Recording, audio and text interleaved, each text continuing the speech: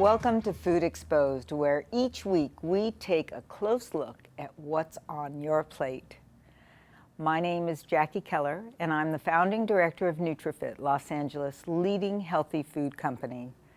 You know, during the course of my work, I've had the privilege of working with people from all walks of life, from all over this country and all over the world.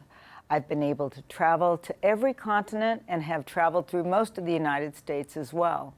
And during the course of this, I've heard great stories about getting healthy and staying healthy.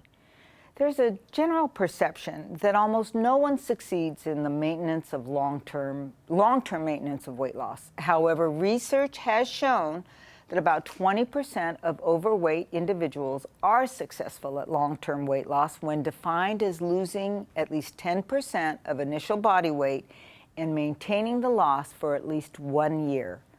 The National Weight Control Registry provides information about the strategies used by these successful weight loss maintainers to achieve and maintain long-term weight loss. The National Weight Control Registry members have lost an average of 72 pounds and maintained the loss for more than 5 years. Many registry members follow these basic strategies. Rule number 1. They never cheat. They don't give themselves a break, not even on holidays, not on weekends. Rule number 2, they eat breakfast. The National Weight Control Registry shows that's one of the most common traits of those who succeed in keeping those pounds off once and for all. And rule number 3, they get on the scale every day. They don't let the pounds creep up. Rule number 4, they put in the equivalent of a 4-mile walk 7 days a week. Number 5, they watch less than half as much TV as the overall population. Rule 6, they eat 50 to 300 calories per day less than most people. Moreover, weight control gets easier over time, and after individuals have successfully maintained their weight loss for 2 to 5 years, the chance of longer-term success greatly increases. Continued adherence to diet and exercise strategies, low levels of depression and disinhibition, and medical triggers for weight loss are also associated with long-term success. Many registry members say that these behaviors are common traits, but not something they necessarily do all the time. Well, my guest today is a woman whose story could be in the National Weight Loss Registry. Instead, it's in her book, Tipping the Scales in Your Favor. Dian Thomas authored and self-published the book in 2011 after losing an amazing 120 pounds. Diane hails from the beautiful mountains of southern Utah, where she grew up in a family of boys as the daughter of a forest ranger. She developed wonderful camping skills, including a host of activities centered around outdoor cooking. And after completing her master's thesis, Diane published her first book, Roughing It Easy, which made the New York Times bestseller list and landed her on The Tonight Show with Johnny Carson. From that came a contact with the home show, Good Morning America, and now you can catch her on Hallmark's Home and Family show. I met Diane 10 years ago, and at that time she weighed 326 pounds. I'll let her tell the rest of the story to you. Diane, welcome to Food Exposed. Thank you. Thank you so much for coming down from Utah. Wow. You know, I know people are really captivated by weight loss stories, but yours is unique. What motivated you to lose weight? Well, I was here in Santa Monica speaking because I'd been on television for so long. I was speaking about how to do publicity and how to do performances. And I was all finished and all gathering up, and I remember this wonderful woman came and said, you know, I went to my car and I decided I should come back, and here's my card and I can help you lose weight. And that was you. And I have been grateful ever since because it gave me hope. I think one of the big things is, and I haven't done it perfect, as you know, right, but one of the big things is you stay on the track. And even if you slip a little bit, you keep staying on the track and you stay on the track. And pretty much at home I've conquered it, but I still am challenged a little bit when I travel, and that's a hard one for me. Yeah. But I'll still work on it. I'm not going to give it Hard up. But I for remember in the beginning I said to myself, I've got to find an activity that I love. Right. And if I don't, I'm not going to stick with it. And so I think that was a huge, huge key, and that was riding my bike. And that's opened the gate. In fact, next year I'm riding my bike down the Rhine River and through the tulips in Holland. Wow. And in Paris. So it still is, you know, a passion for me. That's great. So what changed in your life because you lost the weight? Oh, I have a new life. It's totally new. I mean, I love traveling, and I was always really active. As you mentioned, I'm from the forest. My dad was a ranger. We went out camping and all of that. So I had a really active upbringing, and also I traveled the country doing promoting books. But pretty soon, when you get so heavy, you're just looking for the next chair to sit down, and your life totally changes. And it's kind of like you go downhill, and then coming back up is really difficult. And I remember I used to ride my bike. That was really my main exercise. I used to ride it for 2 hours in the morning. I'd go home and be so exhausted some days that I couldn't do much the rest of the day. And I did, the highlight for me was when I rode across to Iowa 2 years ago and rode every mile. So one of the things we do is called RAGBRAI. Some of you may know, especially if you're in the middle part of the country. But 15,000 bike riders come to Iowa towards the end of July. And Iowa is bordered by the Missouri River on the west and the Mississippi on the east. And so we start riding our bikes. We back our back tire into the Missouri River, and then you ride across the state. And each day you ride about 60 to 80 miles. Wow.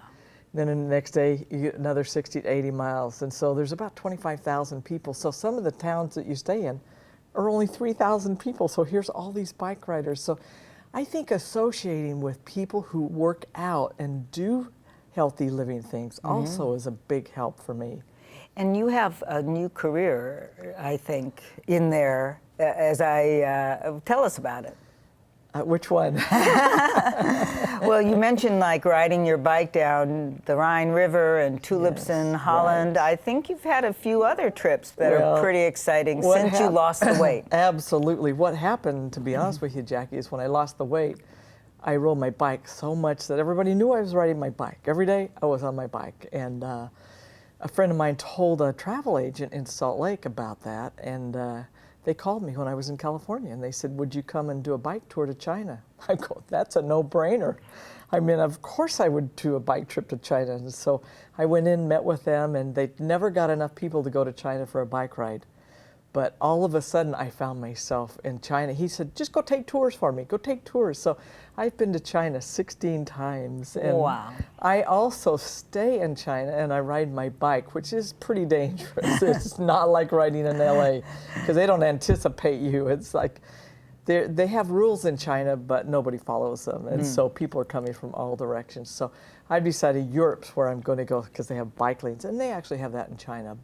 So I started doing tours to China, and then the next one was to Peru, to Machu Picchu, which I'm going back again in a couple of weeks. And then I just got home 2 weeks ago from South Africa, where I went to Kruger Park to see the animals. And next year I'm going back and take people on a camping trip in South Africa. Now, would that have been possible at 326 pounds? No, none of it would have been possible. And so it's really thrilling. And that's one thing that keeps me going. Like I said, one of my challenges is when I travel, but you just keep working on it. I mean, a lot of people, the thing about weight, which you have told me, is it's a long-term effort. Right. And just because you fall off the wagon, what I used to do, and I fell off the wagon, I'll just eat for a week and then I'll go back on. Right. But no, you get up the next morning and you start, and then you're on your way again. So I think losing weight is a challenge. Our country is, as you know, we have a challenge with that, and that's why it's so good to have people like you who lead the way and show us. And I had a background in home economics, but it's not just knowing the information, it's really applying the information. So how valuable was it to have a coach through this process? I don't think I would have done it. I have told many of my friends I don't think I would, because it's a long term. You just have to keep doing it. And again, I in my suitcase, I brought down some more books to work on it tonight, you know, to make my plan. And I think eventually I'll get a plan. But one of the things that I think plagues us is we need fast food. Not fast food in the terms of McDonald's and all of those, but when you get ready to eat, you're tired, you're back from the office, you need to be able to fix it fast. Right. And so that's been my challenge, is learning how to set my kitchen up so that when I go in there, I can make something really fast and is healthy. That's the key. I tell people I can fix, if this is my kind of mantra, is I go shopping on Saturdays, come home, and if I can set it up, like even pre-measure all the stuff. Last night as I'm getting ready to come here, I just bought some turkey hamburger, and when I buy it, I get about 4 pounds or so. And so I measured it all out, made the hamburger patties, and put them in the freezer. And then they're all ready to go. Right. I just take them to the freezer up, put them in a pan, turn it over, and then turn off the heat and go in and work. And then when I come back out, I need to steam some vegetables or something like that. I have a meal. Right. So it's fast. Well, how about doing some fast cooking with me today? I would love to. All right. Well, let's join you in the kitchen. I always love watching your stuff, and it gives me ideas to do, so thank you. Let's do it together.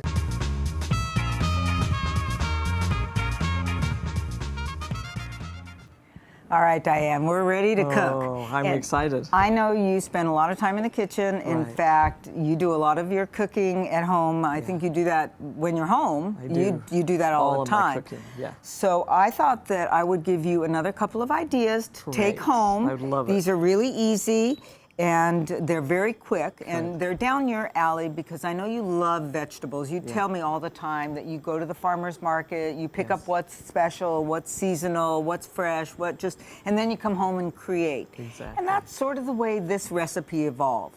It's a very simple pasta dish. So it's a base of carbohydrate is whole grain pasta. Okay. And for protein, we're using white beans. And for fiber, we're using kale. So a vegetarian pasta dish with just a little bit of feta cheese at the end, which of course is optional. You know, you don't have to do it that way, but I think that kind of rounds it out. So let me get started with some extra virgin olive oil. As you know, the extra virgin means that it has the best flavor and the highest purity. So we need the least amount because every drop is gonna contribute just a little bit more flavor benefit. So just enough that we don't burn the bottom of the pan. Good. And of course, we like to start all of these dishes with some garlic. Oh yeah. And you know, we like to start with something that people are familiar with, because when you don't do a pasta dish that has meat or something like that, sometimes your guests are like, okay, well, something's missing. Like, this is more like an appetizer than an entree.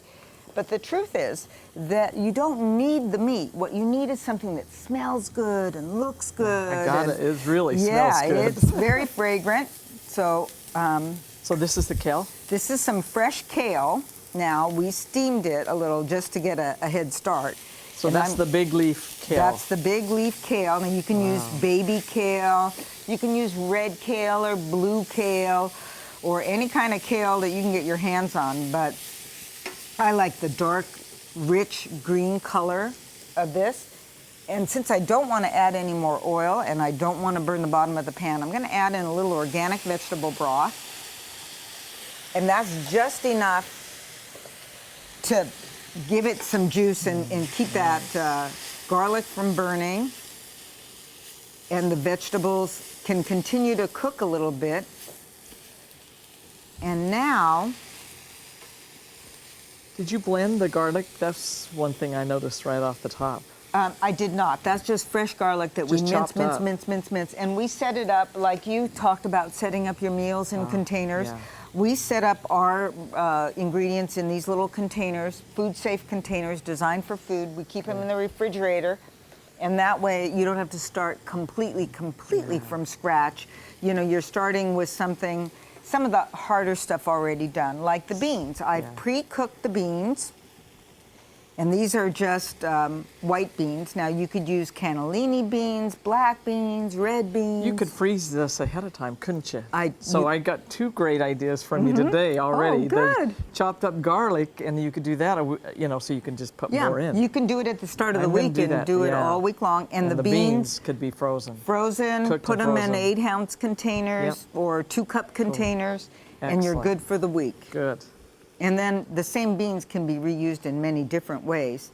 See, and I think that's the key, Jackie, is doing it ahead of time. Then it's easy. This is fast food. Really good fast food. Yeah. This is and you mentioned that that's really been one of the challenges, right? Yeah, that's the key. And then another not so secret is, of course, to have these salt and sugar-free spice blends available. This is one of ours. It's the Mediterranean, but you know, you don't have to have ours to make this recipe work. You can do your own.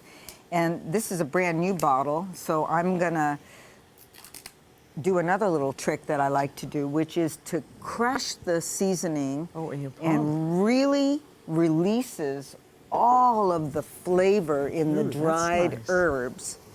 Now, I'll let you stir for me here while I clean my hands. And I love the smell on my hands of those seasonings, but I also appreciate having something to kind of clean my hands and add a little more flavor to it. And so I'm going to take some lemon and go right into that with some fresh Meyer lemon. And I'm going to clean my hands too. Wow. So now my hands smell like lemon, which I love. So you could use lemon or lime? Lemon or lime, either one. Okay. And you just want a little bit because we're not making a tomato-based sauce here. We're making a vegetable-based sauce. So I'm going to go ahead and add in now some pre-cooked. I pre-cooked a little bit of vegetable penne, whole wheat penne. And again, you don't need much. You could freeze this as well, couldn't you? You can. Pasta will lose a little bit of texture in the freezer.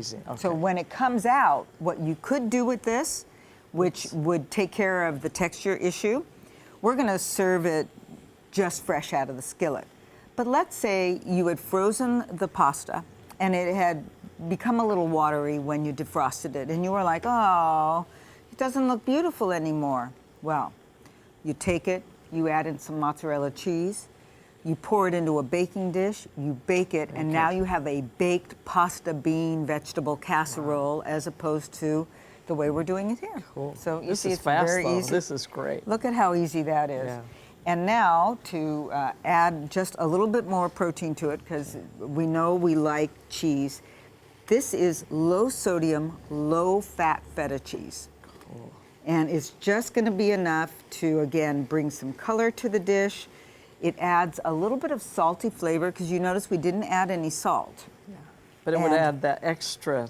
Now, see, that's what I love about watching you, because you know those little tricks to put into it to make it so it's gourmet. Well, it's a dressed up version. That's right. Of a very rustic Italian dish, which is, you know, pasta with white beans. And so it's a pasta fagioli upscale. Here you go. I'm going to get you a plate. No, this is going to be your plate. Is this Diane. my plate? This is your good. plate. All right, so maybe I need to dish up for you. I'm ready to try that. You're ready to try that? That looks beautiful. One thing that Jackie told me a couple weeks ago is my food was a little boring, so I had to come down here to jazz it up, and I can see why. Oh. Hot, hot, hot. Careful. Yeah?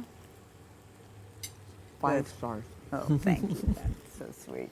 Well, you know, Diane, I know that viewers are going to want to keep in touch with you. They are going to want to know not only how to contact you just to hear your story and hear more of your story, and of course tipping the scales in your favor to find your book, but they're also going to be interested in following you for your travels. So what's the best way for our viewers to find you? Go to my website. It's www.dianthomas.com. And I do have I spell it different without an E, but I also have the one with the E. So either way, DianeThomas.com. All right. And if you want to see Johnny Carson and me, you can go to my website and watch that today. So. All right, great. Well, thank you so much for coming down. Thank you. It was always a pleasure to see you. We're going to keep working together and keep up the good effort. You have been a fabulous coach. So if you need a good coach, call Jackie. Nice. She's the best. Oh, thanks, Diane. You're welcome.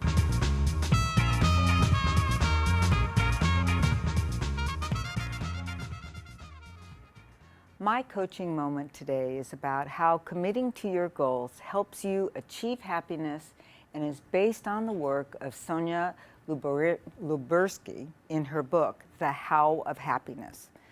She writes that people who strive for something personally significant, whether it's learning a new craft, changing careers, or raising moral children, are far happier than those who don't have strong dreams or aspirations. Find a happy person, and you will find a project. You know, I think she's right.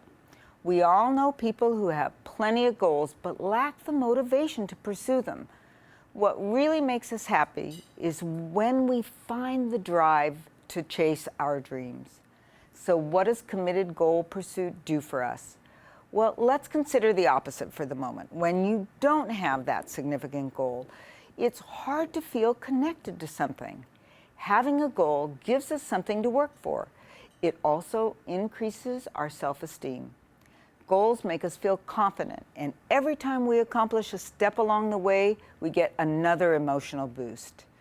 These lift not only our reinforcing our happiness, they help us stay motivated. And third, having goals to pursue gives us structure and meaning, and we can also have a natural way to connect with others through our goals. Related to this is yet another benefit of being committed. It helps us schedule our time and ourselves. And should something derail us from one goal, we're better able to cope with problems and replace that goal with another. Finally, as human beings, we have a need to belong and to engage with people, even if only on a goal-related level. Goals can be happiness-inducing just by virtue of connecting us with other people, and this contributes to our continued vitality. In the words of Robert Louis Stevenson, an aim in life is the only fortune worth finding.